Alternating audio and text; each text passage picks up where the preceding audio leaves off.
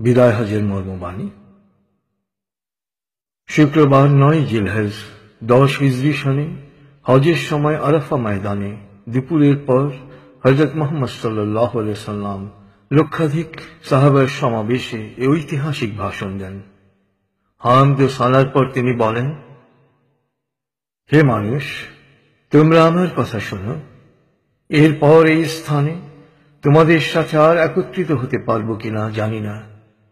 হে মানুষ, আল্লাহ বলেন, হে মানব জাতি, তোমাদেরকে আমি এক পুরুষ ও এক নারী থেকে সৃষ্টি করেছি এবং তোমাদেরকে সমাজ ও গোত্রে ভাগ করে দিয়েছি যেন তোমরা পরস্পরের পরিচয় জানতে পারো। অতএব শুনে রাখো, মানুষে মানুষে কোনো ভেদাভেদ নেই। আরবের উপর কোনো অনারবের, অনারবের উপর কোনো আরবের শ্রেষ্ঠত্ব নেই। তেমনি সাদার উপর কালোর বা কালোর উপর সাদার কোনো শ্রেষ্ঠত্ব নেই। তোমাদের মধ্যে সেই ব্যক্তি আল্লাহর কাছে সবচেয়ে বেশি সম্মান ও মর্যাদার অধিকারী যে আল্লাহকে ভালোবাসে। হে মানুষ, শুনে রাখো, অন্ধকার যুগের সকল বিষয় ও প্রথা আজ থেকে বিলুপ্ত হল। জাহেলি যুগের রক্তের দাবিও রহিত করা হল। হে মানুষ, শুনে রাখো, অপরাধের দায়িত্ব কেবল অপরাধীর উপরই বর্তায়। পিতা তার পুত্রের জন্যে আর পুত্র তার পিতার অপরাধের জন্যে দায়ী নয়। হে মানুষ, তোমাদের রক্ত, তোমাদের সম্মান, তোমাদের সম্পদ পরস্পরের জন্যে চিরস্থায়ীভাবে হারাম অর্থাৎ পবিত্র ও নিরাপদ করা হল। যেমন আজকের এই দিন, আজকের এই মাস, এই শহর সকলের জন্যে পবিত্র ও নিরাপদ। হে মানুষ, তোমরা ঈর্ষা ও হিংসা বিদ্বেষ থেকে দূরে থাকবে। ঈর্ষা ও হিংসা মানুষের সকল সদ্গুণকে ধ্বংস করে।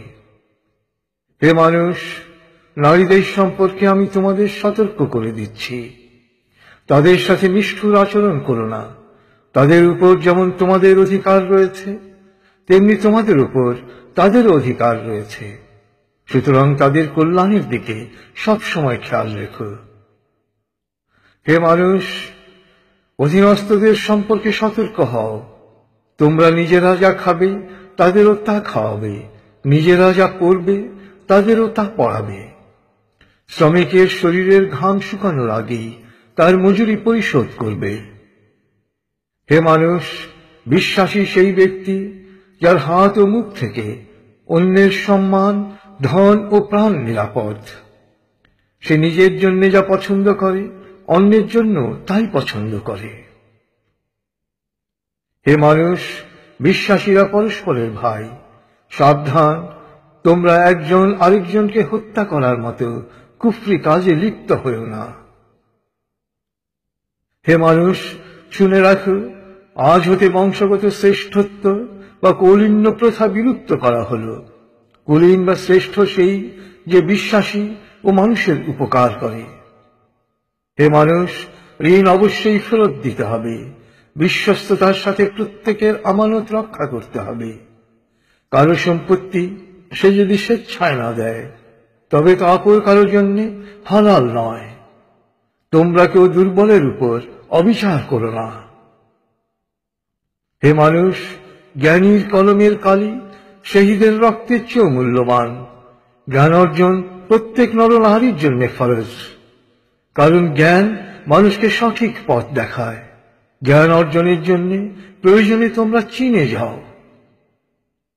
হে মানুষ, তোমরা তোমাদের প্রভুর ইবাদত করবে, নামাজ কায়েম করবে, যাকাত আদায় করবে, রোজা রাখবে, হজ করবে আর সংঘবদ্ধভাবে নেতাকে অনুসরণ করবে।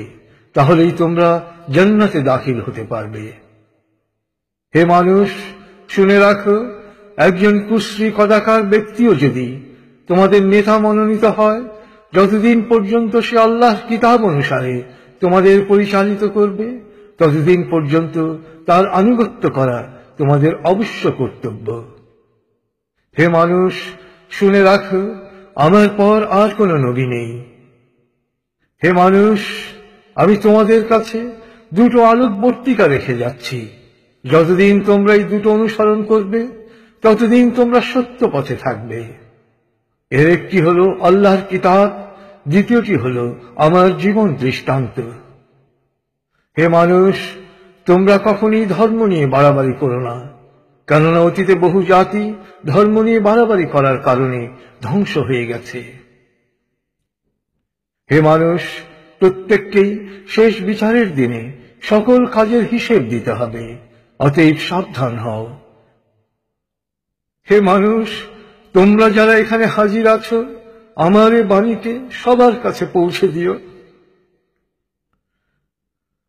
এরপর তিনি জনতার উদ্দেশ্যে জিজ্ঞেস করলেন, হে মানুষ, আমি কি তোমাদের কাছে আল্লাহর বাণী পৌঁছে দিয়েছি? সকলে সমস্বরে জবাব দিল, হ্যাঁ। এরপর নবীজি বললেন, হে আল্লাহ, তুমি সাক্ষী থাকো, আমি আমার সকল দায়িত্ব পালন করেছি।